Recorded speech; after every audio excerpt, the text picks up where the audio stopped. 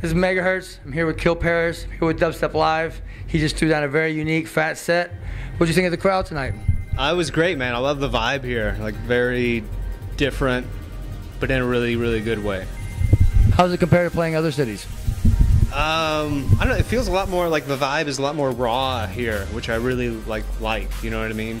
It's like everybody's kind of getting into it, and I don't know. It was fun. Very unique set, by the way. I like how you incorporate keyboards and all kinds of different gear. What's some of the stuff that you incorporate when you're producing tracks? I mean, I do a lot of stuff out of the box. Like, I have a bunch of keyboards. I use the Jupiter 80 a lot. Also, like, some guitar and just like regular bass and stuff. And some VSTs too. Like, I mess around with Serum, which is like a new VST, Cthulhu. Hope I'm saying that right. It's from the same company. Then obviously Ableton for producing. Any advice you would give to up-and-coming producers or people just starting out? Keep going. Just keep, whatever it is creatively, just keep going. Keep doing it. Like, 'cause that's the hardest part. Like, is just to continue to do it. Even when, you know, it's like things never happen on the timeline that you think they're going to happen. Like, you're like, oh, I got this song, I'm going to put it out, and then I'm just going to be famous. Like, it doesn't happen like that. You just got to keep going, and then by the time you actually do get successful, you'll be like, oh, well, like, it's just weird because like for me, like, I've been doing music for like 11 years, like, before, you know, up until the last like 3 or 4 years have I been able to, like, you know, quit my day job and be able to do that. So it's just like, continue to do it, you know, whatever it is. It's also really tough right now because there's a lot of competition. You know, there's a lot of producers, there's a lot of DJs. What's some of the things that you do to inspire yourself to stay different, to stay motivated, to keep producing, and, you know, how do you stand apart from the rest of the crowd?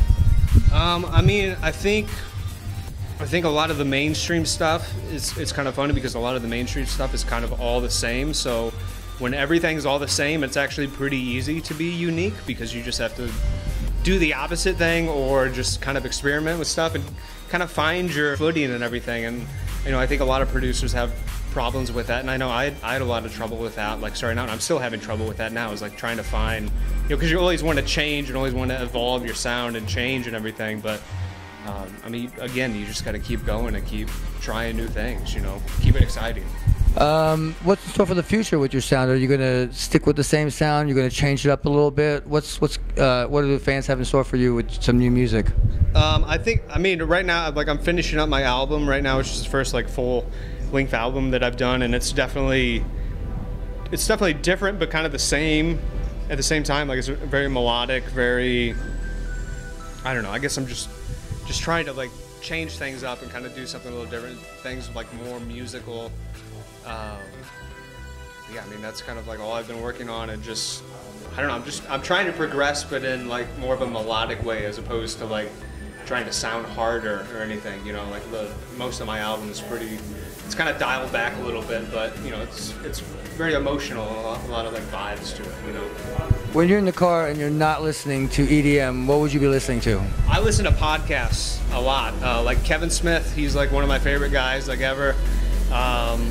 Like, musically, I don't know, a bunch of old school stuff. Mayer Hawthorne, he's, like, one of my favorite guys. Jazz. I mean, I don't listen to, like, a lot of EDM at home and stuff, but, you know, a lot of Motown and, like, old school stuff like that. You know. That's cool. Where could some people find some of your work online? Like, is your SoundCloud and your Facebook? Yeah, well, SoundCloud is just soundcloud.com/KillParis. Same with Facebook, facebook.com/KillParis. And coming soon, which maybe by the time this comes out it might already be up, but killparismusic.com, my official website. You'll be able to get all my music from there, and, you know, and have information and all that crap. Which labels are you signed with right now? I actually just started my own label, Sexy Electric. That's where my albums are going to be out on. Free Music. I have a couple other artists that are about to release some music as well. So pretty exciting. Okay, and so anything you want to say to your fans out there? Just thank you for letting me goof around on stage and live like a 7-year-old. That's it. Thanks so much for tuning in. Once again, we're here with Kill Paris. This is MegaHurtz. We're out. Peace.